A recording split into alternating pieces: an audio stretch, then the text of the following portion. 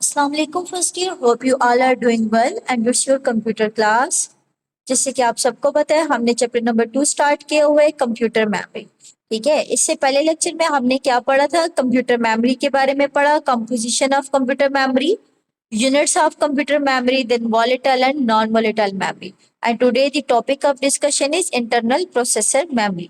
ठीक है, before going to take start about today's topic, let focus on the name.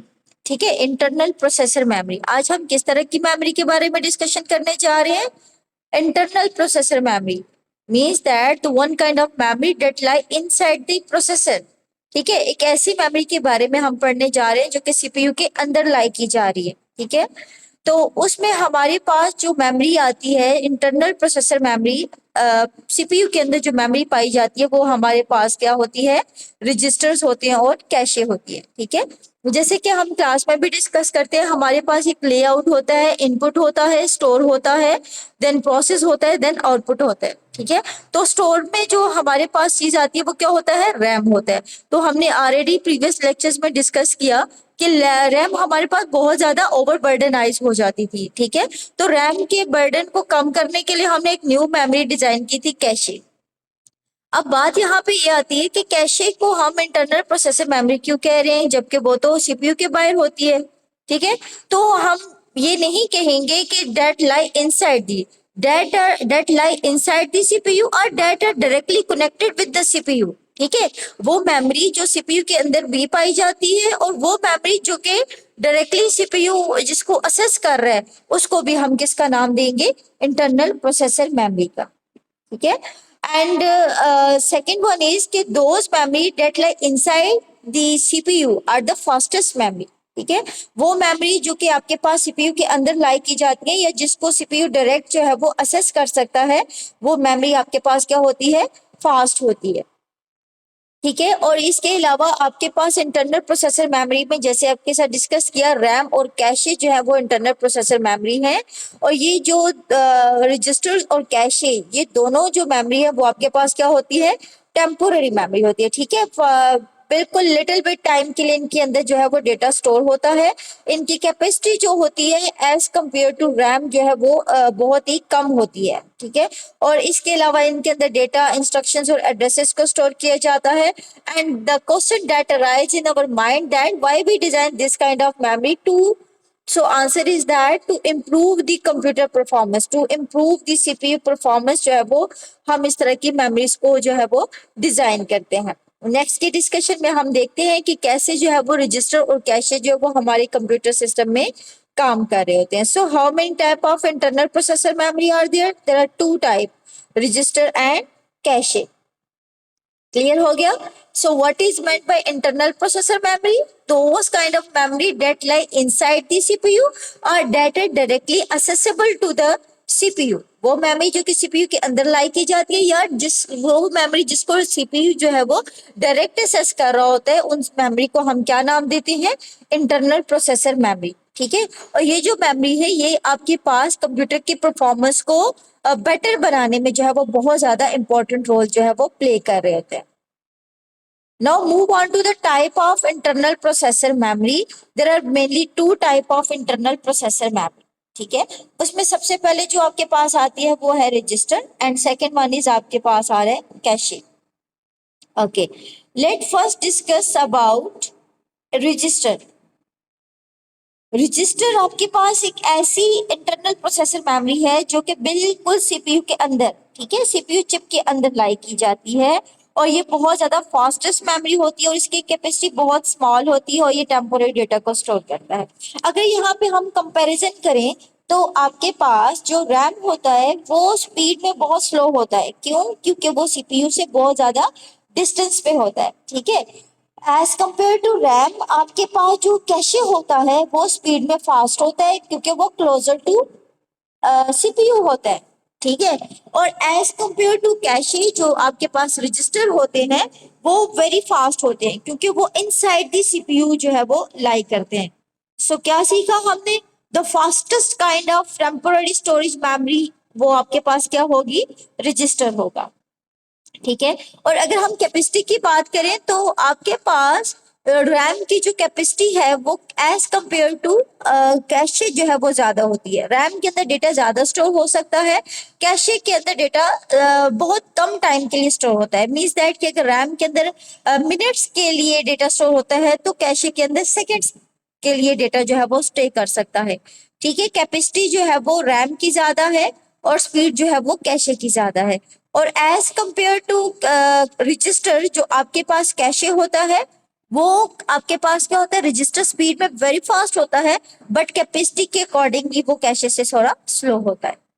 ठीक है, तो ये चीजें आप लोगों ने अपने माइंड में रखनी है, थोड़ा सा इनको कंपैरिजन को अपने माइंड में रखना है। ठीक है, now move on to the topic now register. तो रजिस्टर के बारे में हमने क्या कहा, रजिस्टर्स आपके पास मेमोरी होती है, ठीक है, जो कि सीपीयू चिप के अंदर लाई की जाती है और वेरी फास्ट मेमोरी होती है।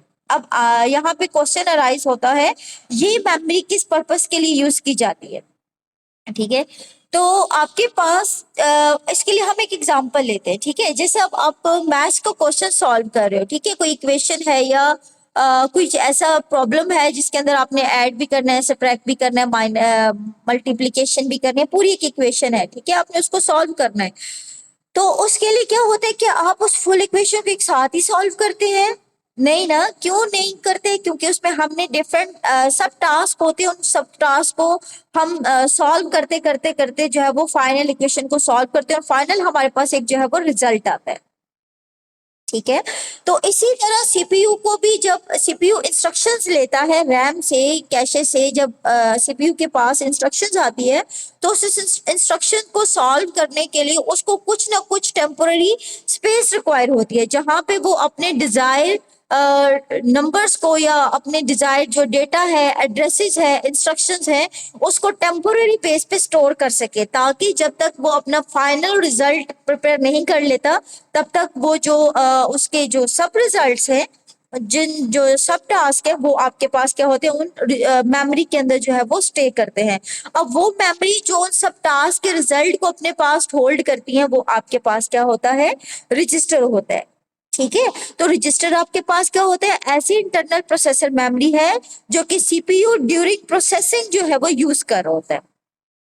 ठीक है, ड्यूरिंग प्रोसेसिंग सीपीयू जो टेम्पोररी मेमोरी यूज कर रहा होता है वो क्या होता है, आपके पास रजिस्टर होता है।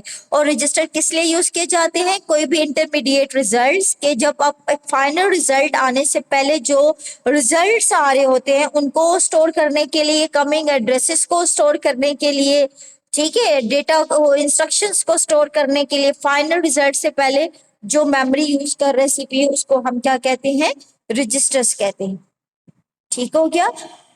इसके अलावा अगर हम यहाँ पे बात करें कि आपके पास जो रजिस्टर्स होते हैं, अच्छा, रजिस्टर्स की अगर हम बात करें तो रजिस्टर्स के लुक कैसी होती है, तो रजिस्टर बेसिकली आपके पास स्मॉल लैचेस होते हैं, ठीक है, और रजिस्टर्स के अंदर जो डेटा होता है वो 0 और 1 की फॉर्म में स्टोर होता है, डिजिटल डेटा स्टोर होता है, 0 और 1 की फॉर्म में जो है वो डेटा रजिस्टर्स में स्टोर होता है।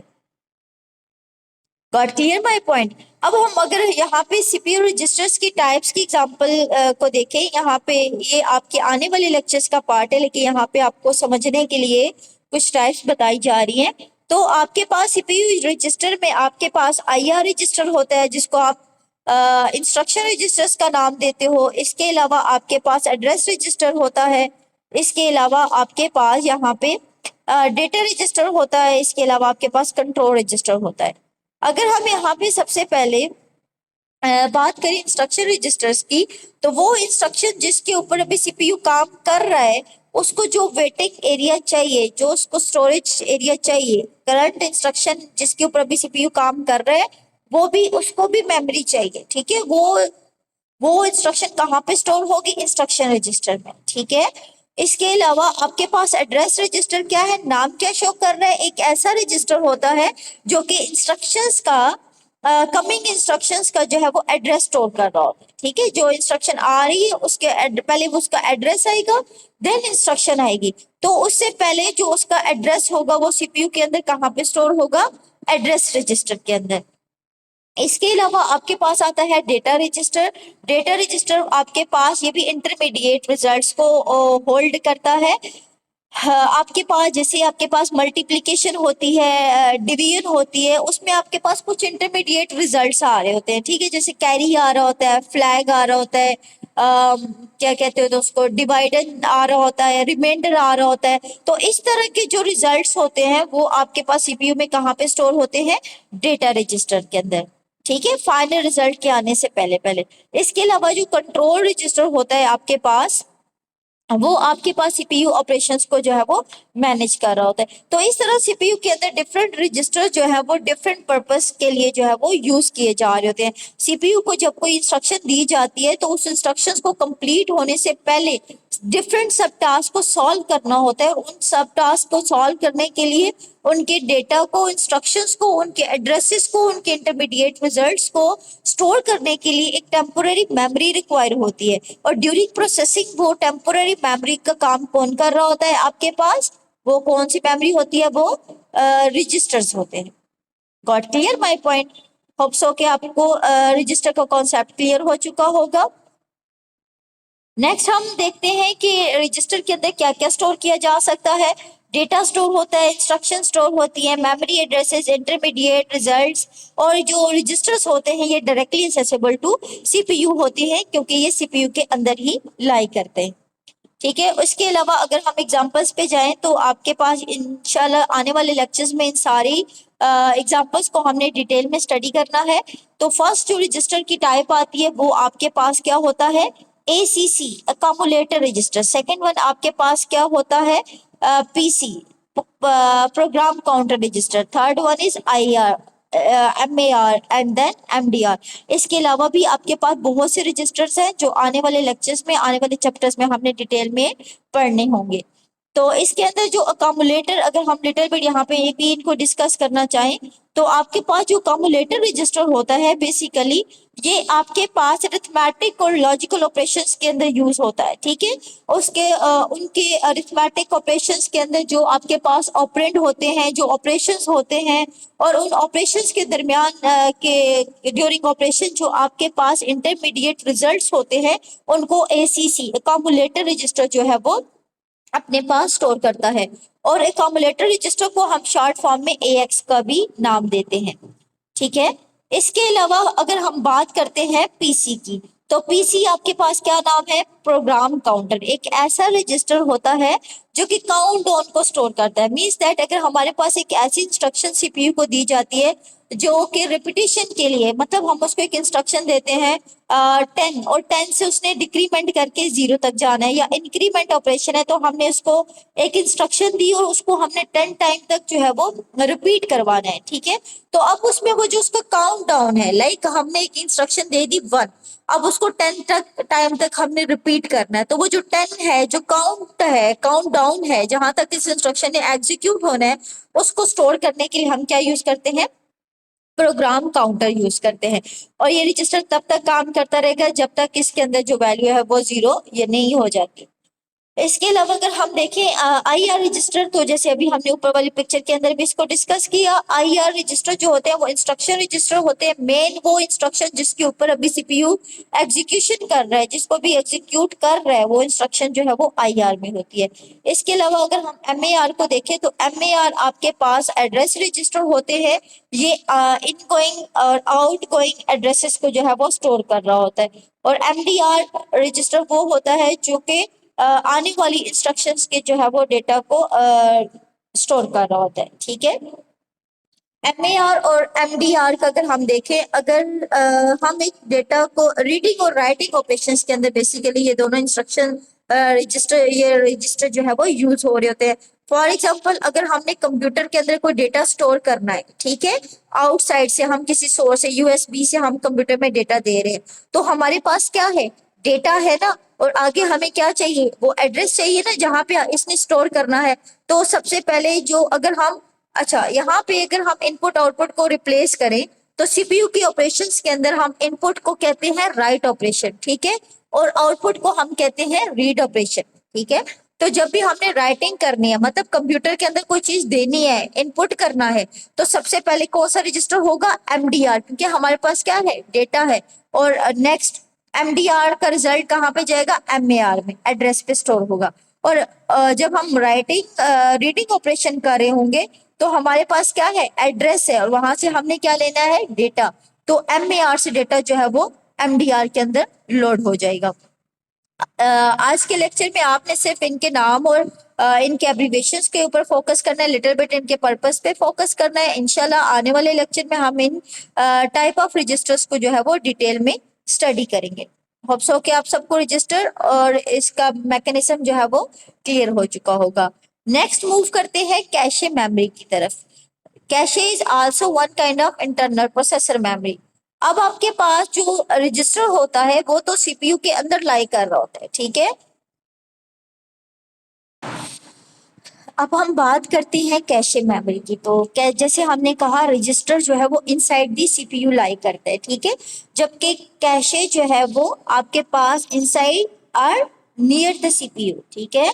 तो आपके पास जैसे हमने बताया हुआ है कि कैशे की जो लोकेशन होती है वो क्या होती है, वो रैम और CPU के दरमियान में होती है, in between lie between the CPU and RAM, ठीक है। और ये आपके पास क्या होती है, ये भी आपके पास फास्टर मेमोरी होती है, क्योंकि आपको पता है कि कोई भी मेमोरी जो कि CPU के साथ डायरेक्टली इनडायरेक्टली अटैच होती है, या जिसको CPU डायरेक्टली इनडायरेक्टली असेस करता है, वो स्पीड में क्या होता है, फास्ट होता है। सो दैट्स वाई रीजन आपके पास जो कैशे होता है वो एज कंपेयर टू रैम जो है वो फास्ट होता है।